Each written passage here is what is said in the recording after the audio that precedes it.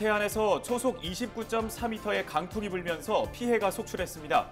너울성 파도까지 더해져 낚싯배가 뒤집히고 주택이 물에 잠겼습니다. 야영객도 긴급 대피했습니다. 계속된 폭우로 충남 서북부 지역에 생활용수를 공급하는 보령댐이 2년 만에 수문을 개방했습니다. 수위가 안정될 때까지 1초에 80톤씩 물을 방류할 계획입니다.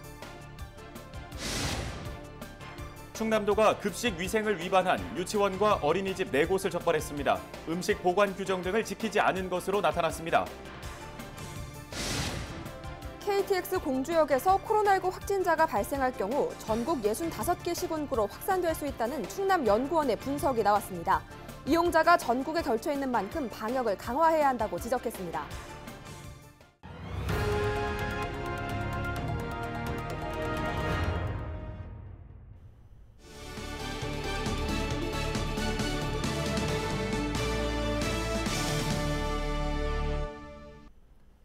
시청자 여러분 안녕하십니까? 헬로티비 뉴스 충남 시작합니다.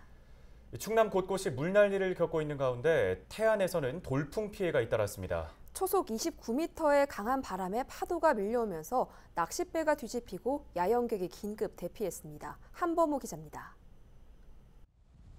바람이 휘몰아치고 파도가 심하게 일렁입니다. 낚싯배는 완전히 고꾸라져 바닥이 하늘을 향했습니다. 그나마 뒤집히지 않은 배에는 물이 점점 차오릅니다.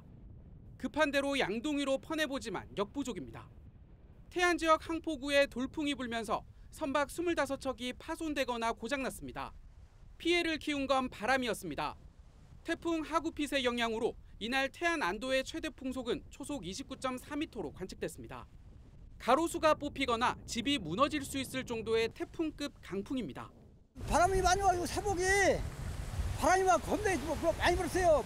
사람도 다니지 못할 정도로. 그래가지고 피해는 한 10척 되는데 그저 큰 배가 이 가해로 밀려가지고 지금 빵꾸 나가지고 그게 그 문제예요. 바람에 몸집을 키운 너울성 파도는 바로 옆 주택가까지 덮쳤습니다. 다행히 다친 사람은 없었지만 해양 쓰레기까지 떠밀려와 주변이 아수라장으로 변했습니다. 집이 널러 가는 줄 알았어요. 저희 집도 저 끝인데 완전히 저녁에 밤새 잠을 못 잤어요. 그리고 이쪽에 요 집에는 막 완전히 집이 물이 들어가지고 이만큼 다 퍼냈고 아침에는 여기가 물이 한강이었어요. 이만큼 났어요. 제가 그리고 이 물이 바닷물이 퍼버서 사람이 다닐 수가 없는 그런 상황이었고요. 바닷가 캠핑장도 물바다가 됐습니다. 밀려든 바닷물에 야영객 20여 명이 긴급 대피했고 각종 시설물 피해가 발생했습니다.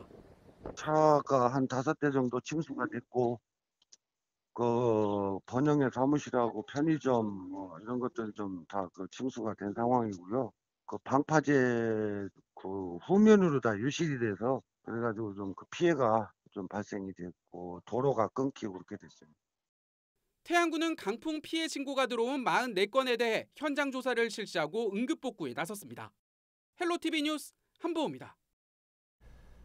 충남 서북부 지역에 용수를 공급하는 보령댐이 2년 만에 수문을 열었습니다. 최근 계속된 집중호우로 댐 수위가 높아지면서 물을 방류하고 있는데요. 예당호 등 도내 저수지의 저수율도 껑충 올랐습니다. 정선영 기자입니다. 보령댐 수문에서 물이 폭포처럼 쏟아집니다. 높이 50m에서 떨어지는 물기둥 주변으로 뿌연 안개가 피어오릅니다. 충남 지역에 계속된 폭우로 보령호 수위가 높아지자 지난 3일부터 보령댐에서 1초에 80톤씩 물을 방류하고 있습니다. 보령댐 수문이 열린 건 지난 2018년 태풍 포라피룬 이후 2년 만입니다. 보령댐은 당진과 서산, 태안 등 충남 7개 시군에 생활용수와 공업용수를 공급하는 다목적 댐입니다. 6일 기준 저수율은 69%, 가뭄 경계 단계였던 지난해보다 2배 이상 많고 예년과 비교해도 22%포인트 많은 수준입니다.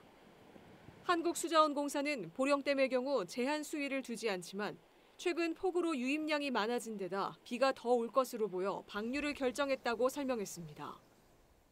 보령댐 수문 개방은 강우라든지 보령댐 수문 현황을 종합적으로 검토하여 결정을 하고요.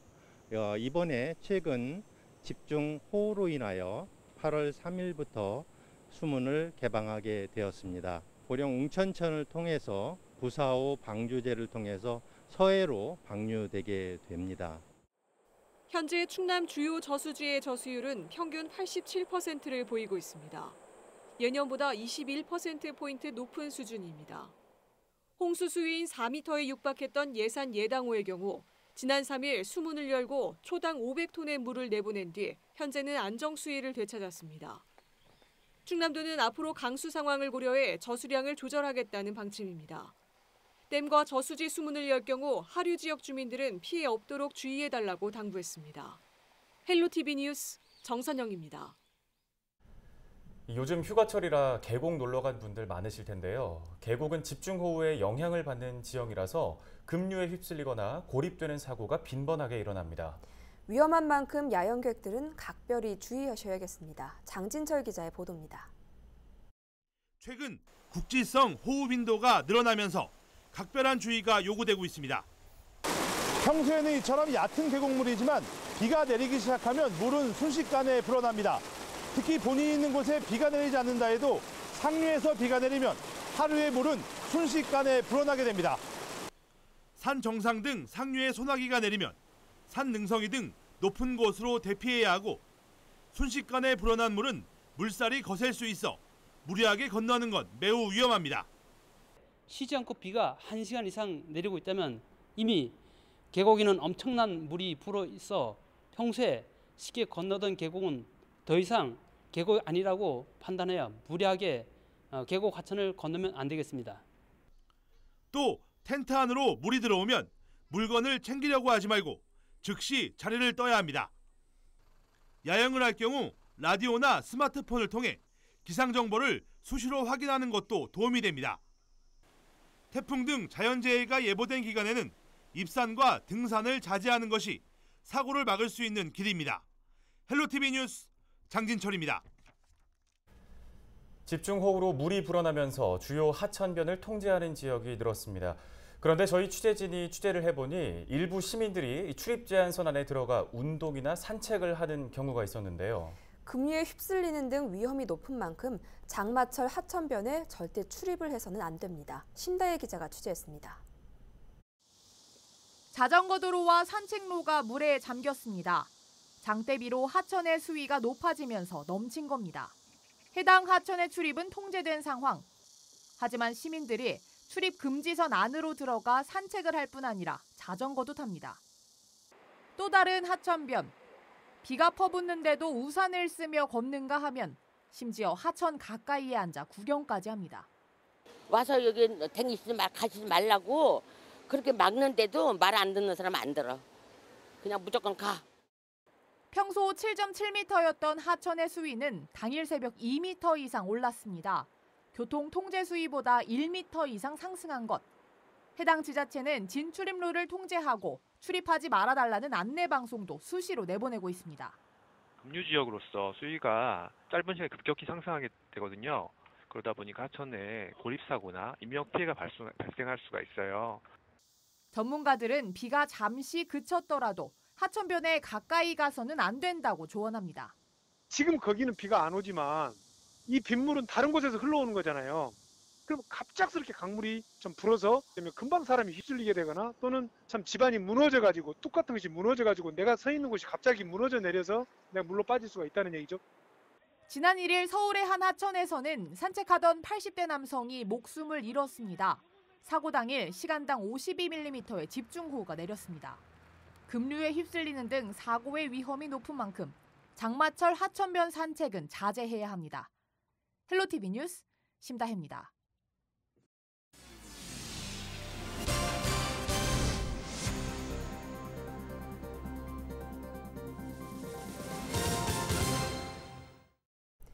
태안에서 이번에 강풍이 불면서 피해가 잇따랐다는 소식을 전해드렸는데요.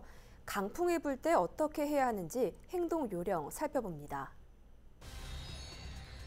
강풍 시에는 문과 창문은 움직이지 않게 고정합니다. 유리창은 파손에 대비해 창문에 안전 필름을 부착합니다. 창문 틀과 유리창 사이에 틈새가 없도록 보강해야 합니다.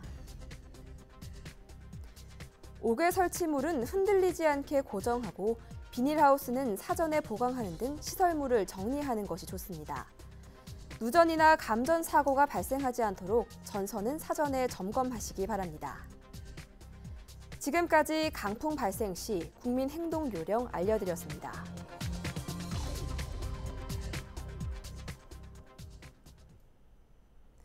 다음 소식입니다. 충남도가 급식 위생 수칙을 위반한 유치원과 어린이집 4곳을 적발했습니다. 충남도는 여름철 식중독 예방을 위해 지난 한 달 동안 유치원과 어린이집 급식소 637곳을 점검했습니다. 그 결과 4곳은 급식으로 나간 음식을 그대로 보관하도록 한 규정을 지키지 않았거나 지하수 소독 장치를 설치하지 않는 등 위생 수칙을 지키지 않은 것으로 나타났습니다. 충남도는 위생 수칙을 위반한 곳에는 과태료를 부과하고 시설 개선 명령을 내릴 방침입니다.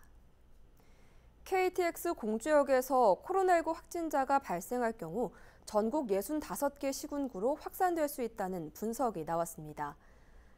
충남연구원은 지난 6월 15일부터 열흘 동안 KTX 공주역 이용자 958명을 대상으로 한 설문조사를 바탕으로 네트워크 분석을 실시했습니다. 그 결과 KTX 공주역 이용자는 전국 65개 시군구에 걸쳐 있었으며 1차 방역 거점으로는 용산역과 서울역, 광명역, 행신역 등이 꼽혔습니다. 연구진은 KTX와 같은 대량 이동 교통수단을 통한 새로운 전파 가능성을 차단하기 위해 보건당국이 적극적으로 대책을 마련해야 한다고 제안했습니다.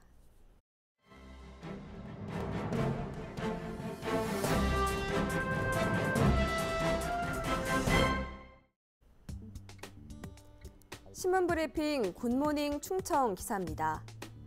각종 화학 사고가 잇따르고 있는 충남 서산시 대산석유화학단지에 소방 분야 신속 대응팀이 배치된다는 소식입니다. 충남 소방본부가 폭발 등 위험성이 높은 사고에 선제적으로 대응하기 위해 이달 말부터 신속 대응팀을 운영하기로 한 겁니다. 해당 지역에는 2018년부터 2020년 현재까지 매년 2건씩의 크고 작은 사고가 발생해왔습니다. 이에 충남소방본부는 소방공무원 9명과 고성능 화학차 1대, 누출 방지백 등 화학 장비를 갖춘 신속 대응팀을 기존 대산석유화학단지 내 소방청사에 투입할 방침입니다.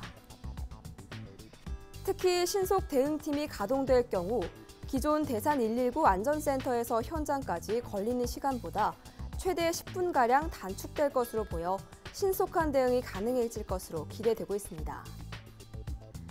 충남소방본부 관계자는 사고에 선제적으로 대응하기 위해 신속 대응팀을 이달 말부터 운영하기로 했다며 2023년에는 대산항 119 지역대도 신설할 계획이라고 강조했습니다.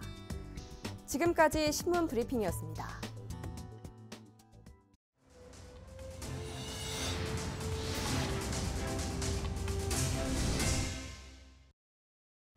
다음 소식입니다. 태안군에서 수돗물에 대한 긴급 점검을 벌인 결과 깔따구, 유충 등은 발견되지 않았습니다. 태안군은 수도권 일부 지역에서 수돗물 유충 논란이 벌어진 이후 배수지 12곳에 대한 긴급 점검을 실시했고 유충 등 소형 생물은 하나도 발견되지 않았습니다. 태안에는 별도의 수돗물 정수장은 없으며 수돗물 전량을 한국수자원공사에서 관리하는 보령댐 정수장에서 공급받고 있습니다. 이 보령댐 정수장은 유충 발생의 원인으로 추측되는 활성탄 여과지를 이용하지 않는 표준 정수 처리 방식을 사용하고 있습니다. 청양군이 취약계층에게 채소와 과일 등을 구입할 수 있는 농식품 바우처를 지급합니다. 지급 대상은 군내 중위소득 50% 이내인 1,200여 가구인데요. 이들에게는 로컬푸드 직매장 등에서 채소와 과일, 우유와 달걀 등을 구입할 수 있는 전자카드가 지급됩니다. 금액은 한 달에 2인 가구 기준 57,000원, 4인 가구 기준으로는 8만 원으로 오는 9월부터 3개월 동안 지급됩니다. 농식품 바우처 지급은 취약계층이 신선하고 품질 좋은 식품을 섭취할 수 있도록 농림축산식품부가 시행하는 시범 사업입니다. 당진시가 오는 10월까지 산림 병해충을 집중적으로 방제합니다. 시는 산불 전문 진화대와 함께 대난지도 소나무를 대상으로 방제 작업을 실시할 예정입니다. 당진시는 기온이 오르면 해충이 증가하는 경향이 있다며 철저한 방제를 통해 산림 피해를 막겠다고 밝혔습니다.